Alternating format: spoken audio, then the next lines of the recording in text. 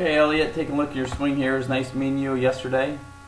And our goal for the lesson was to learn how to cure the hook, so whenever that happens, you know the solution, what to try to implement into your swing to prevent it from happening.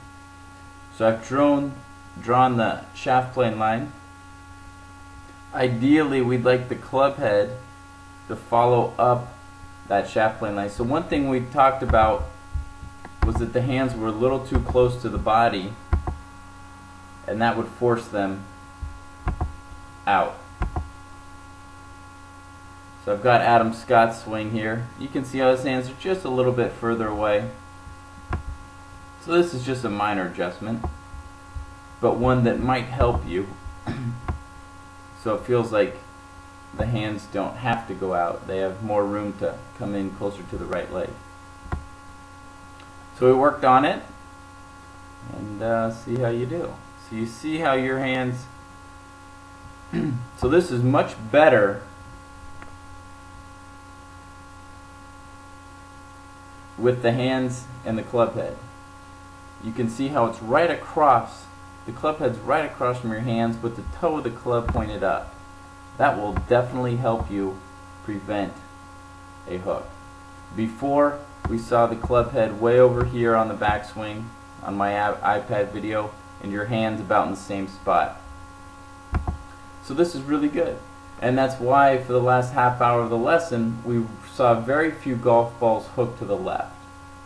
I'm not saying they were 100% pure shots, but we did prevent the hook. So there's a couple other things in your swing you have to fix too, but this part will fix the hook.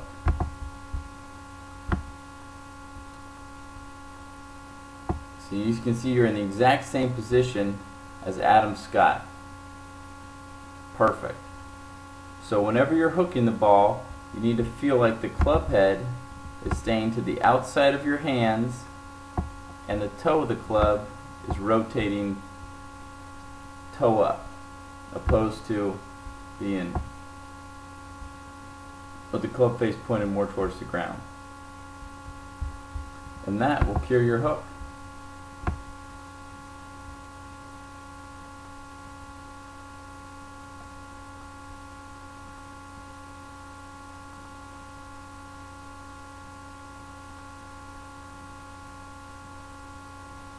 There's a lot of good stuff in your swing, but having this move more like Adam Scott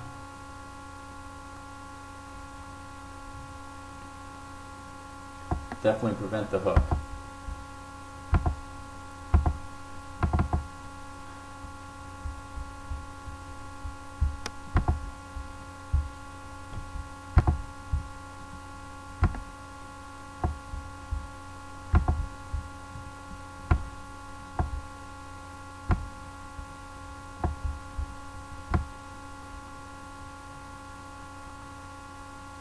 See, that's what worries me.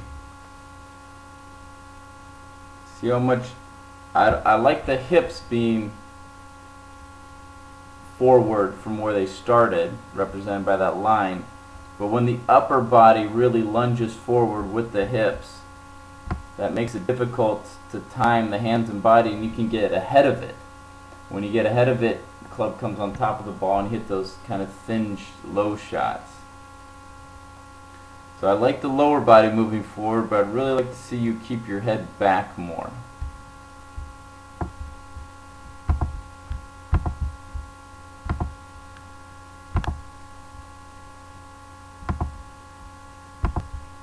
Picture a tiger.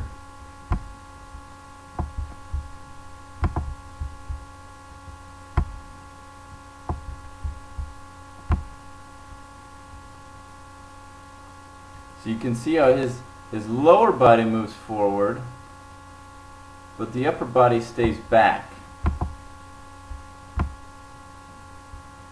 And your upper body has a chance to get ahead of that from where you started, and that makes it a little difficult to be consistent on your contact. So if you want to work on contact, you work on basically keeping your head the same spot throughout the swing. It's not necessarily head down. It's because your head's down right there, but it's too far in front. It's keeping the head inside the circle throughout the swing. Then about right here, then it can go. So watch when Tiger sends his forward. Right after he hits it, then it goes. So those are the two things I want you to work on, and you're definitely going to improve.